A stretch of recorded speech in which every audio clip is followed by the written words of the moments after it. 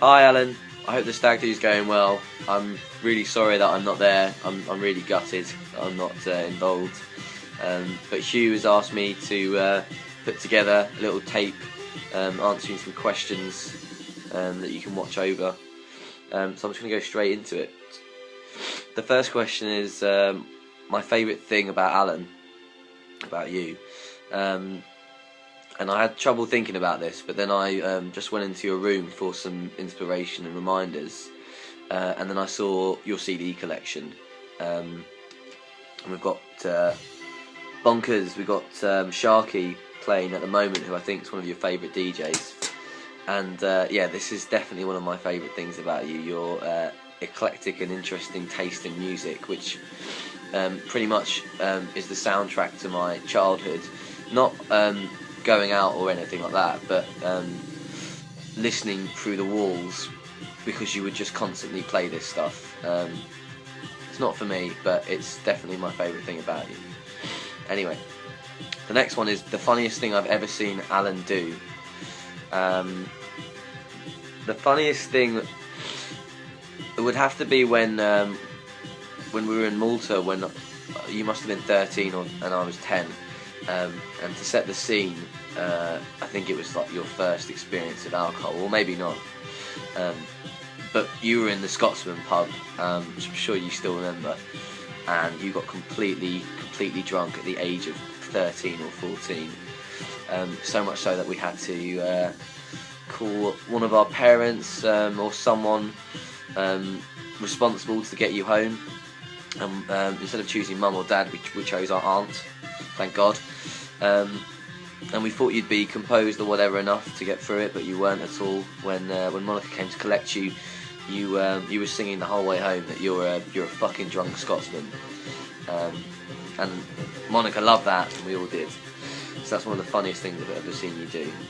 The happiest I've ever seen you. This is an easy one out.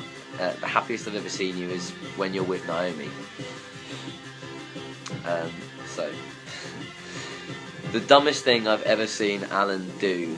Alan, this is another cracker in Gozo, in Malta.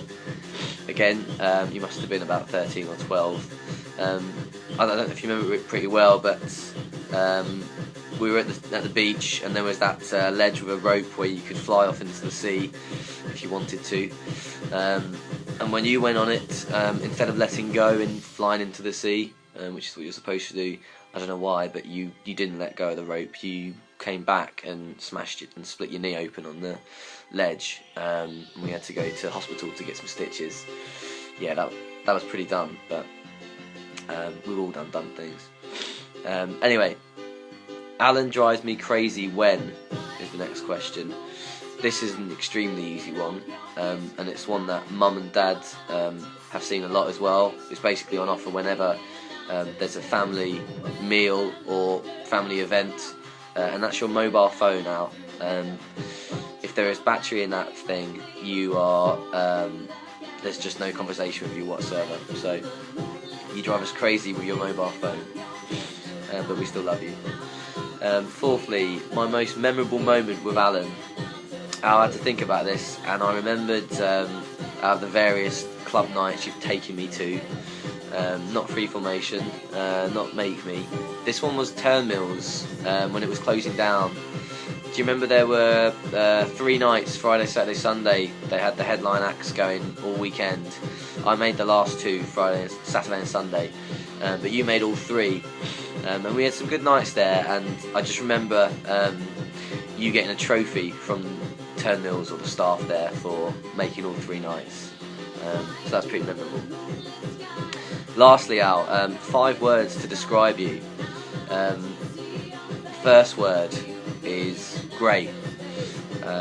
Yeah, you're greyer than me. You're not as grey as Dad, but you'll get there. Second word, unfit. I don't know what to say, Al. You need to catch up to Naomi. She's really fit, and you need to start training. Third word is elusive. Yeah, Mum is just always going on about how elusive you are. So, and you are pretty elusive when you want to be.